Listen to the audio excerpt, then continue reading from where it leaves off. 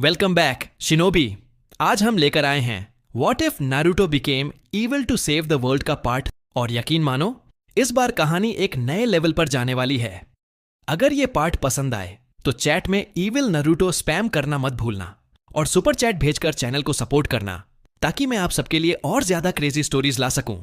तो बिना वक्त गवाए चलिए शुरू करते हैं। एक बार सुसानो पर काबू हो जाने के बाद वह न तो इसे कैंसिल कर सकता था न दोबारा इस्तेमाल कर सकता था। नारुतो को हल्के में लेना साफ साफ गलती थी, लेकिन मादारा तैयार था। उसने दोनों हाथ जोड़कर हाशिरामा की तरह वुड ह्यूमन जुत्सु को एक्टिवेट किया। धरती चीरते हुए उतना ही विशाल वुड ह्यूमन खड़ा हो गया जो कंप्लीट बॉडी सुसानो की ताकत का सामना कर सके। दोनों दैत्य फिर एक दूसरे की ओर झपटे। सुसानो और वुड ह्यूमन ने हाथ थाम लिए, उंगलियां पीछे झुक गईं और दोनों के बीच बराबरी की पुश फोर्स टकरा गई। मादारा मुस्कुराया, चलो मुझे और एंटरटेन करो। फिर दोनों के बीच फिर एक जबरदस्त टक्कर हुई, लेकिन जैसे ही मादारा उस लड़ाई की थ्रिल लेने लगा, सामने खड़ी कंप्लीट बॉडी सुसानो अचानक बिखर गई। नारुतो का टाइम खत्म हो चुका था। मादारा थोड़ी मायूसी से बोला, इतनी जल्दी थक गया क्या? नारुतो उठ खड़ा हुआ। उसके फिर से purple lightning release chakra mode activate किया। मैं अभी भी लड़ सकता हूँ। मादारा हंस पड़ा। वुड ह्यूमन के ऊपर सुसानो की आर्मर फिर से जल उठी और कुछ ही सेकंड में एक विशाल दैत्य सुसानो आर्मर वुड बुद्ध धरती और आसमान के बीच खड़ा था। नारुतो गंभीर हो गया। अब ये सच में खतरनाक था। आर्मर वुड ह्यूमन ने हमला शुरू किया। नारुतो ने अर्थ रिलीज फिस्ट रॉक जुत्सु से पहले राउंड को किसी तरह रोक लिया। हमले रुक ही नहीं रहे थे और नारुतो सिर्फ फ्लाइंग थंडर गॉड टेक्निक से बच पा रहा था। उसके शरीर में मौजूद चक्र अब ज्यादा देर तक super multiply body expansion mode को नहीं झेल सकता था। वह भीतर से घबरा रहा था। तभी टेंडो की शक्ति वापस लौट आई। उसने तुरंत अपना आखिरी दांव खेला। 2 चिबाकू टेंसे के कोर उसके दोनों हाथों में बनने लगे। इस बार उसने उन्हें हवा में नहीं फेंका बल्कि दोनों को हथेलियों में ही दबा लिया। चारों तरफ से विशाल चट्टानें उसकी मुट्ठियों में खिंचकर इकट्ठी होने लगी और दोनों हाथ चिबाकू टेंसे रॉक फिस्ट बन गए। फिर वह सीधा आगे बढ़ा और उन रॉक फिस्ट को आर्मर वुड ह्यूमन पर दे मारा। टच होने की उसी क्षण उसने super added weight rock technique का दूसरा बूस्ट भी झोंक दिया। आर्मर वुड ह्यूमन के हाथों में खिंचाव का जोर बढ़ गया। नारुतो की दाईं मुट्ठी वाला चिबाकू टेंसे कोर भी टूटकर बिखर गया, लेकिन बात खत्म नहीं हुई। उसने बाएं हाथ में फिर चक्र भरा, एक और super added weight rock fist. Wood human की सुसानो आर्मर लगभग टूटने लगी। इसके बाद नारुतो ने जोर लगाकर वुड ह्यूमन की कमर को पकड़ लिया, उसे ऊपर उठाया और जमीन पर दे पटका। यह था उसका आखिरी अटैक, लिगर बॉम्ब। पहाड़ फट गए, हवा बिखर गई। सुसानो आर्मर वुड ह्यूमन पूरी तरह चकनाचूर हो चुका था। मादारा ने टूटते मलबे से बाहर छलांग लगा दी, लेकिन उसका शरीर भी आधा टूट चुका था। उधर नारुतो का सुपर मल्टीप्लाई बॉडी एक्सपेंशन पूरी तरह खत्म हो गया। वह बेहद कमजोर दिख रहा था, मानो सिर्फ हड्डियां और चमड़ी बची हों। चक्र की कमी के चलते उसका शरीर फैट बर्निंग मोड में जा चुका था। उसने मौके का फायदा उठाया और मादारा की पीठ में कई ब्लैक रॉड्स ठोंककर उसे वहीं जकड़ दिया। उसकी चक्र को सोखते ही नारुतो फिर सामान्य हो गया। तभी ब्लैक जेत्सु आया और मादारा को छुड़ा ले गया। नारुतो ने रोका नहीं बल्कि बस एक चेतावनी की लाइन दी। मादारा ने पलटकर उसकी ओर देखा, आंखों में हल्की चमक आई और फिर ब्लैक जेत्सु के साथ हवा में गायब हो गया। नारुतो और मादारा की दूसरी भिड़ंत नारुतो की मुश्किल जीत के साथ खत्म हुई। इसके बाद कोनन ने सहारा देकर नारुतो को अमेगा कुरे वापस ले गई। लोगों ने उसे वैसा ही स्वागत दिया जैसे उस दिन जब उसने पेन को हराया था। इस नजारे ने उसे गहराई से छू लिया। थके चेहरे पर भी एक हल्की मुस्कान आ गई। इस लड़ाई में गांव की इमारतें बहुत टूट गईं, लेकिन एक भी आम नागरिक को चोट नहीं लगी। नारुतो ने कोनन का दिल से धन्यवाद किया। गांव का रिकंस्ट्रक्शन तो यामाटो जैसे बंधे के लिए मिनटों का काम था। उस रात नारुतो और कोनन देर तक बैठे गांव के दोबारा निर्माण की बात करते रहे, लेकिन जैसा सब जानते हैं अधिकतर फंड तो कोनन पहले ही पेपर बम खरीदने में उड़ा चुकी थी। लेकिन तभी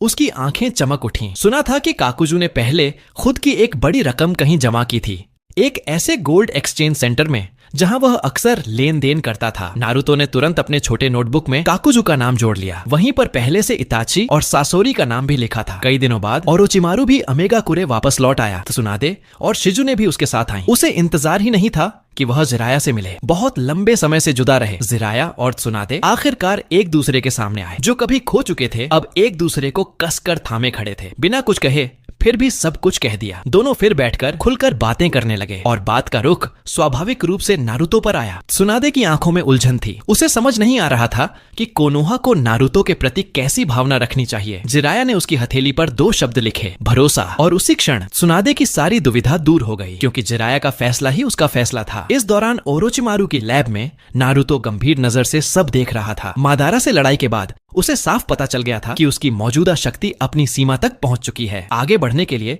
उसे एक असली ब्रेक थ्रू चाहिए था और उसके लिए उजुमाकी कबीले की परफेक्ट बॉडी और सेनजू हाशिरामा की वुड स्टाइल क्षमता ही सबसे बड़ा रास्ता थी और ओरोचिमारू कभी निराश नहीं करता। उसने पहले ही उजुमाकी मिट्टो सेल्स को पूरी तरह एक्सट्रैक्ट कर लिया था। उसने सेल्स का सैंपल नारुतो के शरीर में इंजेक्ट कर दिया ताकि उसके भीतर सोई हुई असली उजुमाकी चक्र क्षमता पूरी तरह जाग सके। जैसे ही नारुतो नींद से उठा, उसने अपने शरीर में एक नया ही जन्म महसूस किया। ये है उजुमाकी कबीले का असली चक्र। उसे यकीन नहीं हो रहा था कि उसके अंदर इतनी भारी शक्ति छुपी हुई थी। उसके सख्त सुनहरे बाल भी अचानक नरम चमकीले लाल बाल बन गए। वह मुस्कुराया, बिल्कुल माँ जैसे।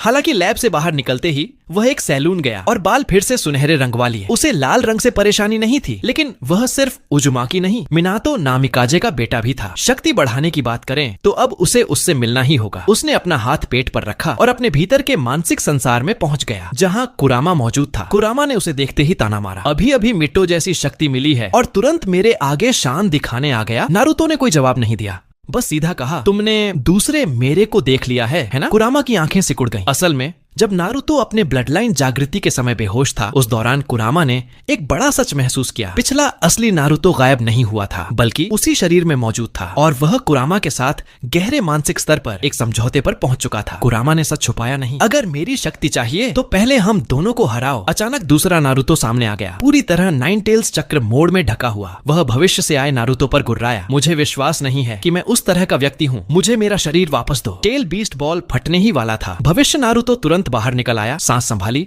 और गंभीर आवाज में बोला, कुरामा की शक्ति वापस लेने से पहले मुझे असली दुनिया के ट्रुथ वाटरफॉल जाना होगा। अब सिर्फ अतीत के गम को हराना नहीं, बल्कि उस मासूम पुराने खुद को हराना है। उसने पहले माउंट म्योबुकू जाने का फैसला किया, क्योंकि जिराया ने पहले उसके 4 सिंबल सील की चाबियां वहां के स्क्रॉल टोड के पास रखवाई थी। इनवर्स समनिंग से नारुतो फिर से माउंट म्योबुकू पहुंच गया, जहां की हवा और दृश्य ने उसे पिछले जीवन की ट्रेनिंग की याद दिला दी। दोनों टोड सेज की गाइडेंस में वह आखिरकार महान टोड सेज गामामारू से मिला। गामामारू शांत स्वर में बोले और फुकासाकु व शिमा को बाहर भेज दिया। उन्हें नारुतो से अकेले में बात करनी थी। जैसे ही दोनों बाहर गए, गामामारू ने एक ऐसी बात कही कि नारुतो की आंखें फैल गईं। तुम उस कारासुकी टूल के जरिए वापस आए हो, है ना? नारुतो वहीं ठिठक गया। भविष्य देखने की क्षमता रखने वाले महान टोड सेज गामामारू से कुछ भी छुपा नहीं रहता। वह पसीना पसीना हो गया। उसे उम्मीद नहीं थी कि गामामारू पहले से सब समझ चुके हैं। भविष्य से लौटकर इतिहास बदलने की वजह से उसके इस जीवन का भविष्य अब किसी भी दिशा में बदल सकता था। ओत्सुत्सुकी, मोमोशिकी और किंशिकी जैसे लोग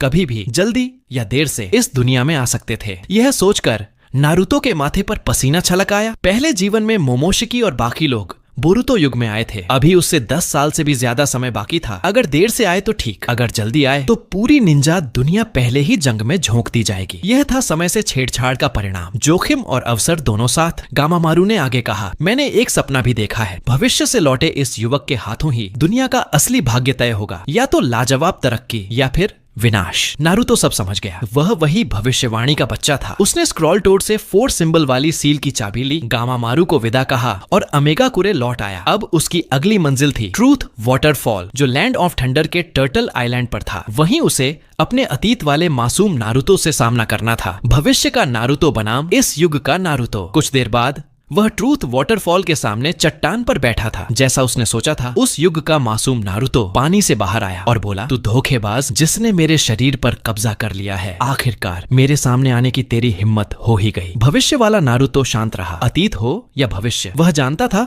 कि सामने खड़ा यह वर्जन उस रास्ते पर चला ही नहीं था जिसे वह खुद अपना निंडो मानता है। मासूम नारुतो ने जोर देकर कहा कि सब लोग एक दूसरे को समझेंगे और दुनिया में शांति आएगी। भविष्य वाला नारुतो हल्का सा हंसा, मैंने भी यही सोचा था, लेकिन सास्के को अपनी बाहों में मरते देखा था, याद है? अगर लोगों में सच में समझ होती तो फायर शैडो बनने के बाद भी क्यों बार बार तबाही आती रही? तुमने कोनन दीदी से एक शांत अमेगाकुरे का वादा किया था, पर आखिर में क्या हुआ? अमेगाकुरे तो अकात्सुकी का अड्डा बन गया। मासूम नारुतो चुप रह गया। उसके विश्वास में पहली बार दरार पड़ी। तभी अचानक एक तीसरा नारुतो सामने आ गया। वह उसके भीतर मौजूद अंधकार का रूप था और उसने पहले से भी ज्यादा चुभने वाली बातें कही। मासूम नारुतो टूट गया। गोल्डन चक्र उसके शरीर से फटकर बाहर निकला। अंधेरे नारुतो ने मौका पाकर उसे अपने साथ मिला लिया और काली धुंध से घिरी गोल्डन चक्र की आकृति सीधे 9 टेल्स का रूप ले ली। 9 टेल्स ने एक विशाल टेल बीस्ट बॉल तैयार किया और सीधा नारुतो की ओर फेंक दिया। नारुतो ने बाएं हाथ से प्रेता पाठ एक्टिवेट किया। टेल बीस्ट बॉल वहीं रुक गया और सिकुड़ने लगा। गुस्से में नाइन टेल्स ने कई छोटे टेल बीस्ट बॉल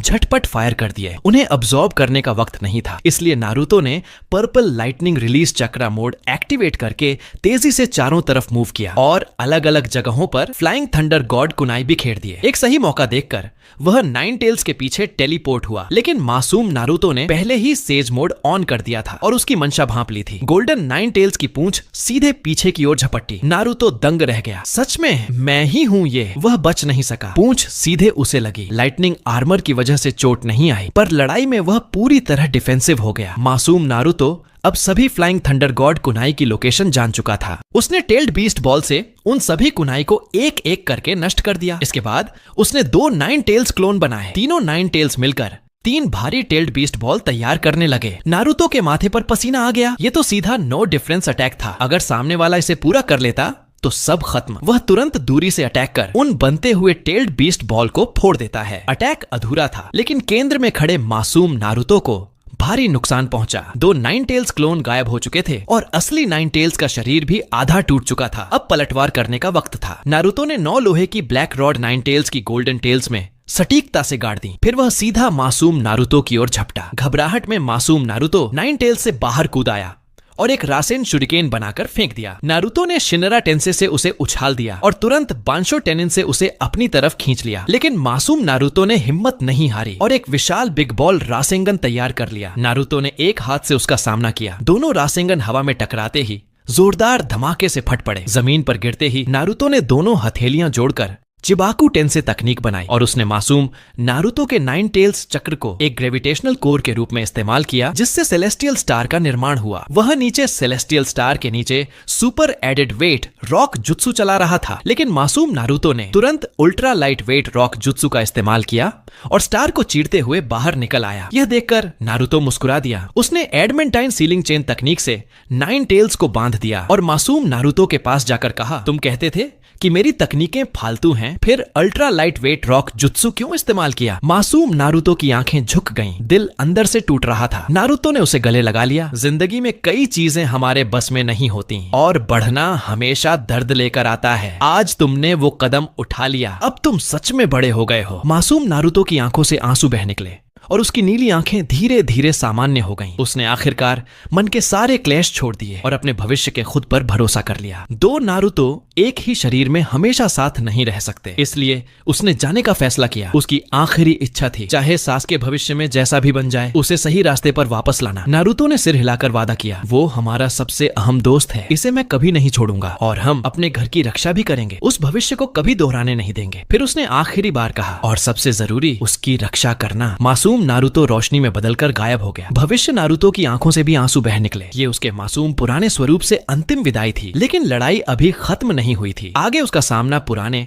मगर नए रूपों वाले दुश्मनों से होने वाला था। अतीत वाले खुद से सुलह करने के बाद वह नाइन टेल्स की सील वाली जगह पर पहुंचा। अब उसकी शक्ति इतनी बढ़ चुकी थी कि नाइन टेल्स उसे यूं ही नहीं मानने वाला था। जैसे ही सील टूटी, नाइन टेल्स गरजते हुए बाहर आया। उसने चिल्लाकर पूछा, असली नारुतो कहाँ है? और तुरंत टेल्ड बीस्ट बम तैयार कर उस पर फेंकने लगा। लेकिन नारुतो ने प्रेता पार्ट से पूरी टेल्ड बीस्ट एनर्जी सोख ली। वह यहाँ सिर्फ कुरामा को शांत करने नहीं आया था, उसका एक और बड़ा मकसद था, कुशिना से मिलना। चक्रा टग ऑफ वार में उसने जानबूझकर हार मान ली ताकि वह उस स्थान पर पहुंच सके जहां वह बिछड़ी हुई कुशिना से दोबारा मिल सके। सालों बाद अपनी मां को देखकर उसकी सख्त आंखें एकदम नरम पड़ गईं। सारी भावनाएं एक शब्द में बदल गईं, मां। नारुतो ने खुद को संभाला और कुशिना से कहा कि थोड़ी देर रुके। वह पहले ही सब समझ चुकी थी। अब का नारुतो वह बच्चा नहीं था जिसे सहारे की जरूरत होती। मानसिक वर्ल्ड के युद्ध स्थल पर वापस लौटकर नारुतो ने अपना असली चक्रा पूरी तरह मुक्त कर दिया। चाहे बीते 2 जन्मों में कितना ही कुछ क्यों न हुआ हो, रिश्तों का खून का बंधन कभी नहीं टूटता। एक के बाद एक विशाल गिंट बॉल रासेंगन तैयार होते गए। कुछ ही राउंड में कुरामा का चक्रा उसके शरीर से अलग होकर सीधे नारुतो में बह गया। सुनहरी चक्रा कोट नारुतो के पूरे शरीर पर भड़क उठा। उसने दूर गिरकर कमजोर पड़े कुरामा को देखा और उसके मन में टीस उठी, लेकिन शक्ति की उसे अभी जरूरत थी। उसने माफी मांगी और सील को दोबारा बंद कर दिया। कुरामा ने आंखें बंद करते हुए कहा, याद रखना। नारुतो फिर से कुशिना के पास लौट आया। वह बेटे को देखकर आंसू रोक नहीं पाई और उसे कसकर गले से लगा लिया। इन सालों में बहुत झेला है तुमने, जो भी तुम्हारे साथ हुआ है माँ सब देखती रही है। नारुतो जानता था ये सालों सिर्फ 16 नहीं, 2 जन्मों को मिलाकर 100 बरस की कहानी थी। इसलिए यह गले लगना इतना भारी था। खूबसूरत पल ज्यादा देर नहीं टिकते। चक्रा घटने के साथ कुशिना का स्वरूप धुंधला पड़ने लगा। विदा का समय आ गया था। लेकिन तभी नारुतो ने चौंकाने वाला फैसला सुनाया। इस बार मैं माँ को जाने नहीं दूंगा। कुशिना हैरान रह गई। नारुतो ने हाथ बढ़ाकर उसे अभी अभी सोखे गए कुरामा चक्रा के भीतर समाहित कर दिया। यह कुशिना के चक्र को निरंतर पोषित कर रहेगा, जिससे वह एक पक्की याद आत्मा के रूप में जीवित रह सके। अब जब भी नारुतो कुरामा चक्रा का इस्तेमाल करेगा, वह अपनी माँ से मिल पाएगा। कुशिना की खुशी का ठिकाना न रहा। टर्टल आइलैंड की यात्रा यहीं समाप्त हुई। वापसी के रास्ते में ओरोचिमारू ने नारुतो को हाशिरामा के सेल्स भी ट्रांसप्लांट कर दिए। अब समय पूरी तरह सही था। नारुतो ने तय किया कि वह काबुतो से कुछ खास लोगों को अपनी टीम में लेगा। वह कोनन के साथ काबुतो के बेस की ओर बढ़ा, लेकिन वहां पहुंचने से पहले रिएनिमेटेड थर्ड राइकागे ने बिजली की गति से चलते हुए वन फिंगर हेल स्टैब से हमला कर दिया। नारुतो शांत खड़ा रहा और पर्पल रासेन स्पाइरल सोर्ड से सीधे उसका वार रोक दिया। राइकागे का हाथ उसी पल चकनाचूर हो गया। वह मुस्कुराया, कमाल है नौजवान, और शांत मन से परलोक चला गया। दूसरी ओर काबुतो हैरान था, फिर तुरंत हंस पड़ा। उसने दोबारा एदो टेंसे सक्रिय की। 6 दिग्गज सामने आए। दीदारा, सासोरी, किसामे, काकुजू और ऊचिहा इताची, साथ ही नागाटो जिसे काबुतो खुद नियंत्रित कर रहा था। उसकी चेतना खत्म हो चुकी थी। यही वो लोग थे जिनमें से कुछ को नारुतो अपनी टीम में शामिल करना चाहता था, लेकिन बात इतनी आसान नहीं थी। काबुतो को पता था कि नारुतो के पास कोटो आमत्सुकामी है, इसलिए उसने इताची को सबसे पीछे छिपा दिया। बाकियों को उसने इच्छानुसार लड़ने के लिए छोड़ दिया। नारुतो उसकी चाल समझ गया, लेकिन काबुतो यह नहीं जानता था कि नारुतो के अंदर अभी भी शिसुई की एक आंख सुरक्षित थी। अब सवाल था काकुजू और किसामे में से किसे चुना जाए। तभी काकुजू बोला, ओए ये गोल्डन बालों वाला लड़का, तू तो कोनोहा का 9 टेल्स जिंचुरी की था ना। नारुतो मुस्कुराया, पहचान सही, लेकिन अपडेट कर दूं, अब मैं अमेगा कुरे का मुखिया हूँ और नया जगत का सदस्य भी। काकुजू ने आह भरी। वह गर्म खून वाला बच्चा भी आज बागी बन गया। अंत में इस दुनिया में सच में भरोसे लायक चीज सिर्फ पैसा ही है। कोनन आगे बढ़कर काकुजू से पूछती है, तुम्हारे छुपाए हुए पैसे किस एक्सचेंज हाउस में हैं? वैसे भी अब तुम उन्हें यूज नहीं कर पाओगे, तो हमारी मदद ही कर दो। काकुजू तुरंत परेशान हो गया। तुम्हें उस पैसे के बारे में पता कैसे चला? जैसे ही उसे पता चला कि ये बात हिदान ने उजागर की, वह गुस्से से दहाड़ उठा। उसकी गर्दन अभी तोड़ दूंगा। तभी नारुतो ने कहा, काकुजू हमारे आमेगाकुरे गांव में अकाउंटेंट बन जाओ। साथ ही उसने उस पर कोटो आमत्सुकामी का इस्तेमाल कर दिया। काबुतो और काकुजू के बीच एदो टेंसे का संबंध एक पल में टूट गया। नारुतो मुस्कुराया, आगे से साथ काम करेंगे, ठीक है? काकुजू ने भौहें उठाई। इतनी जल्दी खुश मत हो, अब से गांव की हर एक खर्ची मेरी निगरानी में होगी, तुम्हारी भी। सबको हैरानी हुई। काकुजू की पैसों के प्रति दीवानगी कोटो आमत्सुकामी से भी ज्यादा हावी थी। लग ही नहीं रहा था कि ये वही एदो टेंसे का कठपुतली था। अब जब नारुतो ने अपनी सबसे ताकतवर जुत्सु का इस्तेमाल कर लिया, काबुतो को पूरी तसल्ली हो गई और उसने उचिहा इताची को युद्ध में आगे भेज दिया। लड़ाई करते करते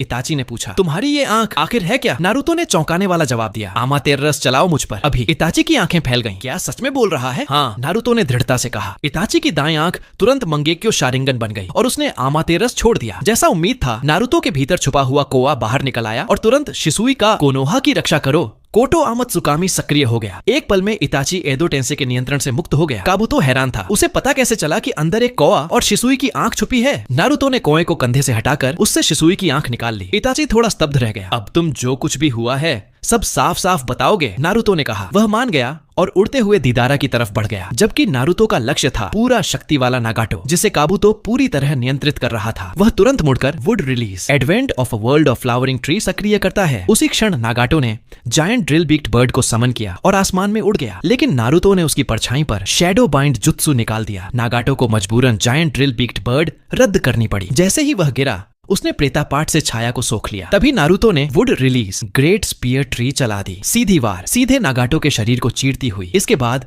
उसने चिबाकू टेंसे सक्रिय किया। धरती फटकर ऊपर उठी और नागाटो उसमें कैद हो गया। बस एक super added weight rock jutsu और लड़ाई खत्म। काबुतो बेचैन हो उठा। उसने मजबूर होकर नागाटो से शिनरा टेंसे चलवाया। भीतर से फूटे दबाव ने चिबाकू टेंसे को तोड़ दिया। नागाटो आजाद तो हो गया, लेकिन देवा पाठ कुछ देर के लिए निष्क्रिय पड़ गया। बिना देवा पाठ के उसकी मूवमेंट बेहद कमजोर थी। नारुतो ने मौके का फायदा उठाया। ब्लैक रॉड सीधे उसके रेनेगन में मार दी और प्रेतापाठ सील कर दिया। फिर उसने शैडो बाइंड जुत्सु से नागाटो की हर हरकत रोक दी और दोनों हाथ तेजी से मुहर बनाने लगे। ये था एदो टेंसे रिलीज की मुहर। तेज हवाओं की लहरों के बीच नागाटो एदो टेंसे से मुक्त हो गया। काबुतो माथा पकड़कर चिल्लाया। उसे ये कमजोरी भी पता थी, हर कदम हर चाल बिना एक गलती के। नागाटो मुस्कुराया, तुम सच में बहुत मजबूत हो गए हो मेरे शिष्य। लेकिन उसने रुकना नहीं चुना। अब कुछ भी अधूरा नहीं रह गया। नारुतो भावुक हो उठा, लेकिन उसने गुरु के फैसले का सम्मान किया। इस बार मैं सब बदल दूंगा, उसने कहा। कोनन और जिराया सेंसे का ध्यान मैं रखूंगा। पहले जन्म की तरह नारुतो ने अंगूठा उठाकर अपने गुरु भाई को विदा किया। हल्की मुस्कान के साथ नागाटो हवा में विलीन हो गया।